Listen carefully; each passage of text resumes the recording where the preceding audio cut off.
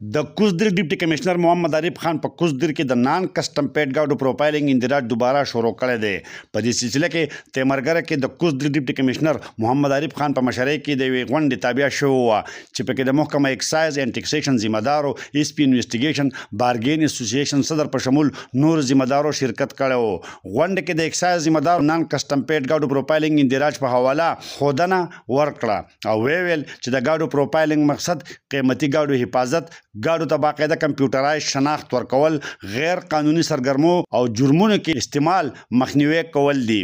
اجلاس کې د نان کسٹم پیډ ګاډو پروفایلینګ اندراج دپاره ضلع په سطح کوزدر، تیمرګره، بلامبټ ګراوند، تحصیل منډه کې میاکلی پاټک، ادینزي تحصیل کې امیرآباد چکدره ګراوند او تحصیل میدان لال قلعه کې امین موټر بارګین کې د سنټرو قیام په عمل کې راغلی دی، چرته چې به د انتظامیه، اکسایز ذمه دار، پولیس او دیر لیوز اهلکار خدمات ترسره کوي. اجلاس کې ډیپټي کمشنر کوزدر په متعلقه ذمه دارو زور ورکړی دی چې د نان کسٹم پیډ ګاډو پروفایلینګ اندراج دی زر تر زر مکمل کی او د سلسله کې د سنټرو ته راتلونکو خلکو سره مکمل تعاون وکړي. په دې حواله د نان کسٹم پیډ ګاډو پروفایلینګ اندراج چکدره سنټر انچارج اکسایز انسپیکټر خان محمد او دیر لیوز سرکل انچارج شهابالدین خان وینا وه. کمشنر صاحب سره انلاین میټینګ هم شوی و پرون پکې د ډي سي صاحب سره، د ډي پی او صاحب سره او زموږ ای ټي او صاحب میټینګ وکړو. نو هغوی ویل چې تاسو لکه کم پوینټونه چې مخکې د پروفایلینګ سنټر دپاره تاسو کولاو کړي وو، نو هغه سنټر یې بیا کولاو کوئ او دا پروفایلینګ جاري وساتئ. نو د هغې هدایاتو په رڼا کې اوس موږ بیا نن د 9 بجو نه شروع کړې ده او پروفایلینګ کوو د عوامو د سهولت دپاره او د عوامو د اسانتیا دپاره. دلته کې راغلي یو زموږ سره لیوي فورس دی، زموږ سره پولیس دي، موږ پخپله یو او د هغوی هم ډېر شکریا ادا کوو، ډېره مهرباني کوي لکه دلته کې زموږ سره راغلي دي او زموږ له سیکورټي راکوي. باقي زموږ خپل ملګري هم لګیا دي.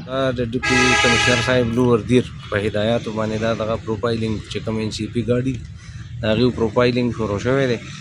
په هغې کې زموږ د سیکیورټي مثلا د زموږ د اکسایز والا سره مکمل چې کوم دی د سیکیورټۍ دغه کوو چې دوی ته څه قسم تعاون یې موږ به ورسره تعاون کوو. عوامو سره چې کوم د عوامو دغه دی هغوی ته به موږ دغه ورکوو چې یاره هغوی ته زیات نه زیات سهولیات وي، پرې کې هغوی ته څه مشکلات یا څه نه راځي. څنګه دلې سیکیورټي ورکړی شو، داسې په نورو سنټرو کې موږ هغوی ته سیکیورټي د لیوز ورکړ. په دې حواله د یو بارګین مشر دلاور خان زیاته کړه. ډېره ښه خبره ده، د چا چې نوم نه وي نو هغه به صحیح ټیک ده.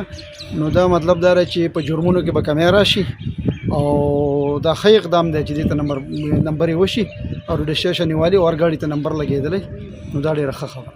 بلخوا د بارګینونو مشرانو د نان کسٹم پیډ پروفایلینګ اندراج دوباره شروع کولو فیصلې ستاینه کړې ده او ضلعي انتظامیه په شمول نور ذمه دارو ته مکمل مرستې یقین ورکړی دی.